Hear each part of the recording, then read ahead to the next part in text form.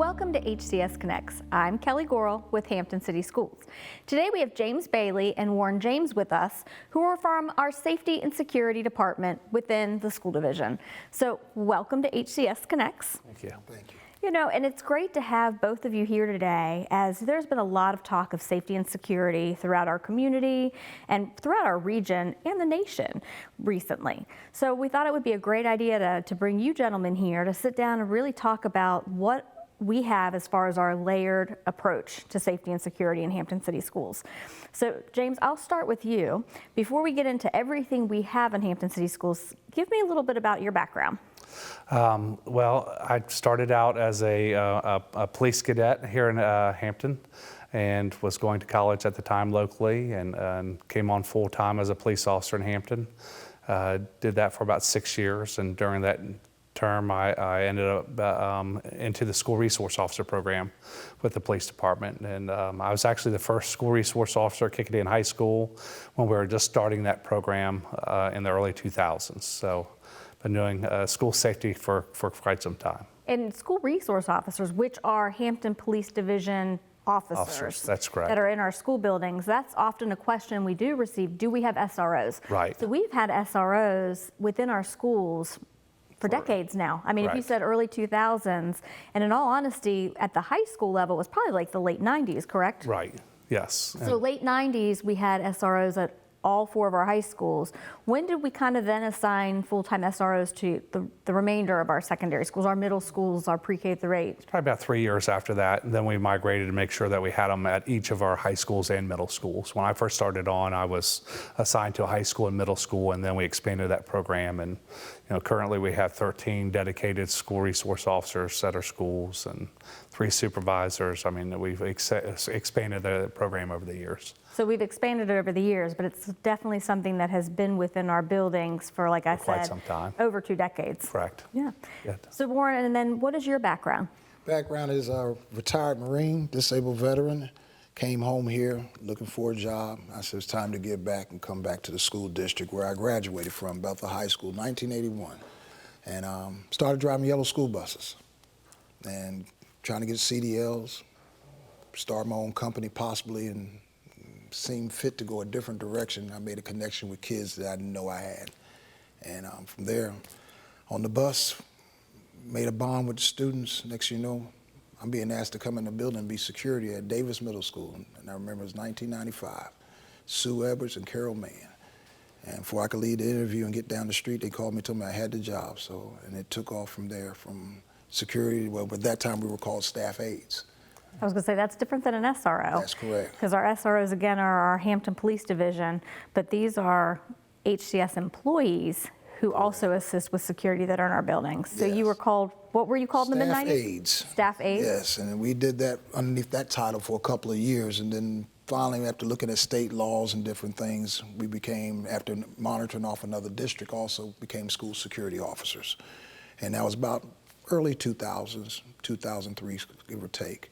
So early 2000s, we had SROs and SSOs. That's correct. So Hampton Police Division employees, SROs, and HCS employees, SSOs. That's a lot of SS's and O's, and making sure we got everything correct. That's a lot of acronyms. A lot of acronyms we played with. A lot of acronyms. So tell me a little bit more about the school security officer. How many do we have in a building approximately? What are those responsibilities? Currently we have 6 at every high school, and then we have 3 at every middle school, pre-K through 8 school, and then we have 4 officers at our alternative program, Bridgeport Academy and Adult Ed.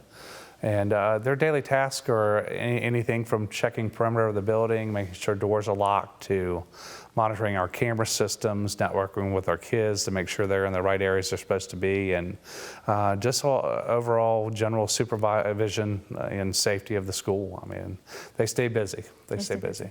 And again, that's just one layer of safety and security. We are very driven by our strategic plan. Part of our strategic plan talks about those safe and nurturing environments.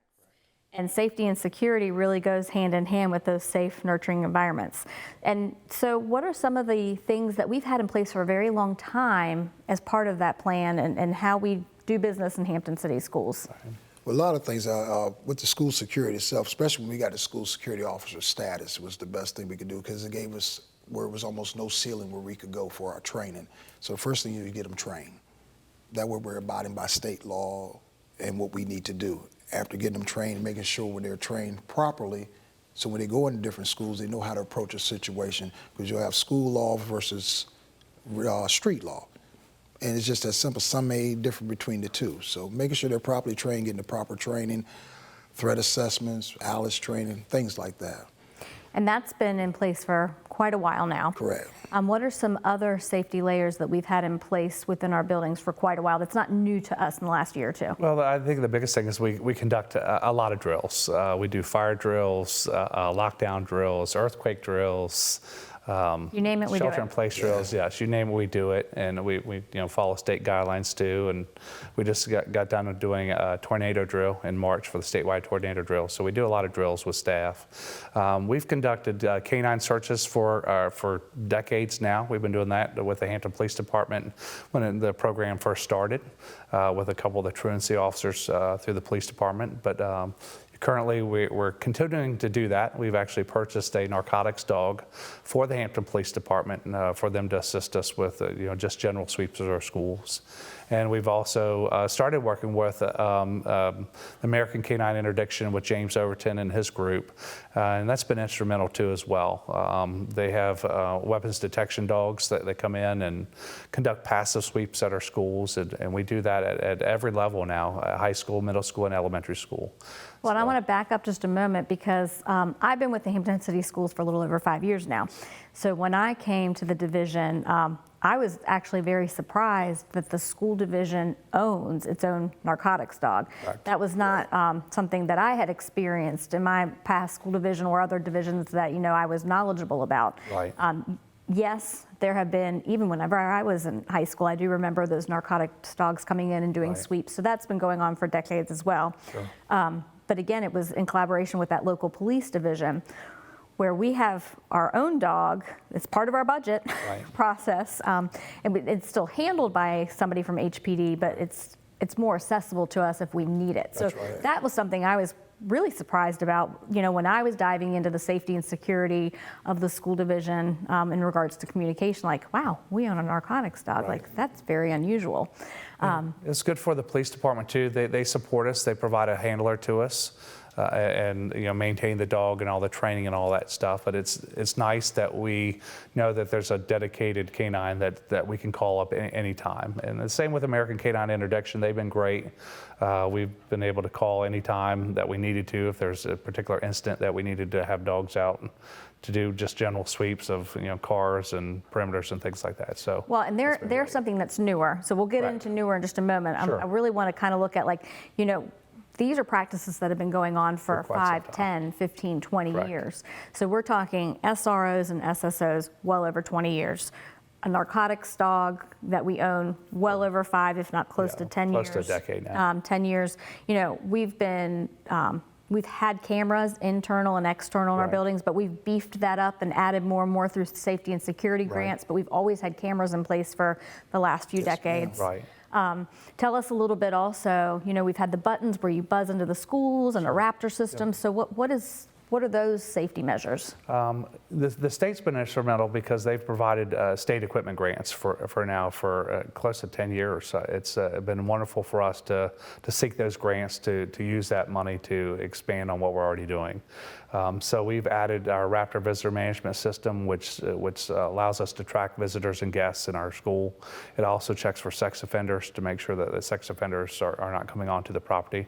Again, another layer of making sure our kids and staff are safe. We've added the A-phone access control system, so when anybody comes to our property, they actually have to buzz in before we allow them access into the school, and we can challenge them to make sure that they are legitimately there for an appointment or for their children. So that's been great. We've expanded on our camera systems.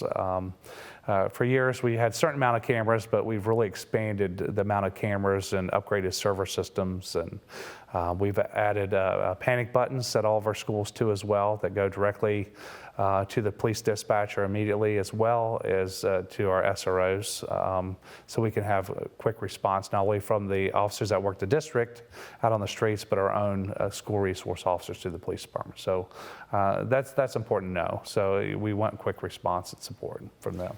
So those are systems that we've put in place over the years. And so again, I know as a part of our strategic plan, and we get these wonderful grants that I know that we have to apply for, Right. and we've received, and then we've also had some one-time funds in regards to our budget that we can use for capital. Yes, ma'am. So because of that, we have had this intentional focus on safety and security for several years now, and I've started to put things into plan as we've been able to budget for those. Right. So last school year, the 2021, 2022, I always have to think, which year are we in? 21, 2022 school year is when we brought on James Overton and his team with canine interdiction. And those are the weapons detection Yes. canines, which are Correct. different than narcotics. Correct. Yes. And we also brought on our weapons detection units That's correct. at our high schools. Right. So tell me a little bit about the weapons detection units. I love them. They're awesome. I'm telling you, because you move with the times. And I'm not saying anything bad against the old system, but you move with the times. And these units are mobile. You can set them up anywhere. And not only did we buy the units themselves, we bought the handhelds also to go with them. So we're buying 2 new cars instead of having 1 new car and 1 old car. But awesome when they go through, because they can pinpoint, lighting up, the beeping, the whole 9 yards. It pinpoints it directly to where you know that one kid or one individual coming through. You can pull them to the side and do what you have to do. We like them because there's no, the power supplies to a battery, so we can move them anywhere. So if we want to do random checks at our bus stop, our buses as they come in, or pop them out front of a cafeteria during the daytime. Our sporting event. Our sporting event. We used them at Darling Stadium last year. Graduation. Mm-hmm. Graduations, basketball events. So we like that they're very mobile. Waterproof. They're waterproof, and They're the same ones that you see at Busch Gardens. I mean, is I know I've correct. gone through with my family at Busch Gardens and said, hey, like, this is what's in our schools. Like, I recognize this. So it's also not like when you think of metal detectors, you're thinking of the big, old school Walkthrough, metal yes, wall, yes. Style metal detectors, right. which is a little bit more intimidating. Right. And these are not, they're just like plastic poles Right. that students are walking through. So it's not as intimidating for them. Right. They see it out in the world they go through when they go to a sporting event, Busch Gardens, Water Country. a lot of the colleges use them Colleges. too as well. Yeah, we wanted to make sure we had a positive culture and climate for our students, and we did not want them to feel intimidated by that equipment, but still maintain a safe environment and still, checking to make sure that weapons and other items that should not be there are being checked on a daily basis. And we've had the units at the high schools now for over a year, and then we incorporated into the middle schools. And this past year, we've actually incorporated now at all the elementary schools that are up and running. So Perfect. we've done that division wide, and it's And there are more coming, correct? I mean, just as right. we know. We're adding a second set to all elementary schools, and they've been ordered. And so as soon as they come in, the high schools have 4 units, middle schools have 4 units, and the elementary schools will have 2 units. And the reason for that is we know our high schools are so large, we've got different entry points, be it Correct. if you are driving or walking or a drop off opposed to a bus rider. Right. So yes, they're portable and great, but you can't have them in 2 places at once. Right. Correct. So we've got multiple units. But so yes, last year we started at our high schools. The very beginning of the year, when we kicked off in August, pre-Labor Day, we had them at all of our middle, our 2 pre-K through 8 schools, as well as Kilgore Gifted Center. Right. And then we had ordered the additional units for our elementary school. And as of last week, I think you said, all of our elementary schools are fully equipped. operational. Yep, fully equipped now. And then it doesn't just, we just don't put up units. You have to go in, you've got to train administrators and Right. staff members who are monitoring these. What do you do if it beeps? That's it. How do you react to that, to make sure that we're respecting some privacy, but still also being safe. One thing that I noticed, and we figured that out real quick, is Chromebooks tend to send them off. So there's a process now where kids take Chromebooks out of their backpacks and kind of, put it on a table and go through. Right. Now, there are a couple items that will set it off, umbrellas and very large binders. So it's a learning process. So we work really well with the company. They've come out and provided training to us division-wide, and the units have been working very well. So Excellent. we're- And that. and like you said, there are additional coming to the elementary because again, Correct. we've got different points of points to entry, come in. you know, at there as well. They're smaller and not as many, but we just want to make sure that we're providing whatever we can for our schools. Exactly. So talk a little bit about the weapons detection canines then. Oh, James Overton and the dogs. Oh my God, yes. The one thing I like about them, they are more friendlier to the students when we bring them out, so they can be pet. And that's how they're trained. And that's how they're trained. You know, as they sit there and we're going through hallways, the dogs will just sit there just like it's nothing going on, but they're approachable, they're not vicious or anything like that. But they're, oh my God, they're awesome. They're totally awesome. The tests we've run and some of the actual things that they have actually picked out, you know, like we were working at the Coliseum, for example, doing a graduation, it just worked out perfect. And one of the things that, and I guess the knowledge that I have from it, just from working with you all and from him, is what he has explained is like with the narcotics dog, and correct me if I'm wrong, because I'm not safety and security, that's for sure. But with like the narcotics canines, when we have a sweep, they can sweep lockers if kids are not in the hallways. Right. Or if we want to go to a classroom, it's removing the kids from a classroom and letting the dog go in and do a sweep. Right. But with the weapons detection canines, with James Overton and canine interdiction, like they're in the hallways when our kids are having class changes. Right. Yes. And they are trained just to pick up on a scent and to alert them in a certain way, and then that point, then the adults take over if they were to pick up on a scent. Right. But they're in the hallways with our kids, they can be in the cafeteria. And one of the pieces I know we were very intentional when we started them at the elementary schools was we need to make sure even our littlest learners understand that doesn't mean you can always go up to any dog and pet them. Exactly. They may be very friendly. So we've had videos that we've shared with them. They brought them in and introduced the dogs to the elementary school students so that they realize you still need to ask somebody, may I pet your dog? Because then that becomes a whole different safety issue out in public if they just become really comfortable with big dogs. Right. No, we wanted them to feel comfortable with canines. You know, we understand some people have a fear of them, and we only use primarily labs or other small dogs. Again, they're not police dogs. They do passive sweeps. And our biggest challenge that we have, even at the high schools, is the kids want to pet the dogs. So we have to explain to them that the dogs are working, but they will literally sit in the hallways and just sniff the air coming as kids go through. And we've had a positive results. I mean, we have not had any complaints or anything like that. So it's nice to know that we have access to canines like that when we need it. We understand that the police department, they deal with stuff in the community all the time, and there's been challenges, sometimes to try to get those dogs here when we need them. But we've always had a great partnership with the police department and with that canine, and just to have that added layer, of having that other group in place has been great. Well, and they're a hired company, so we already have scheduled visits to all of our schools. Correct. So they have that on their calendars. They come in. We don't do them at the same time on the same day because we don't want they're our students to catch on. We want it to be random to them, but we have it scheduled. And then if we do have any types of concerns, or if somebody has given a tip, we always take everything seriously. And we'd rather investigate a non-problem than figure out there's a problem. So we schedule them and they come in right away. They're very accessible. Definitely. So this year, again, we've now have the weapons detection units in all of our schools. We've got the weapons detection canines in all of our schools, plus all of those additional layers of safety and security in place. But we're constantly planning, we're constantly talking about what's next, what can we do? Right. Now tell us about a little, I know that, you all meet with principals, division leadership team, HPD. I mean, you have those conversations to kind of see what is new, what's out there. Tell us a little bit about that.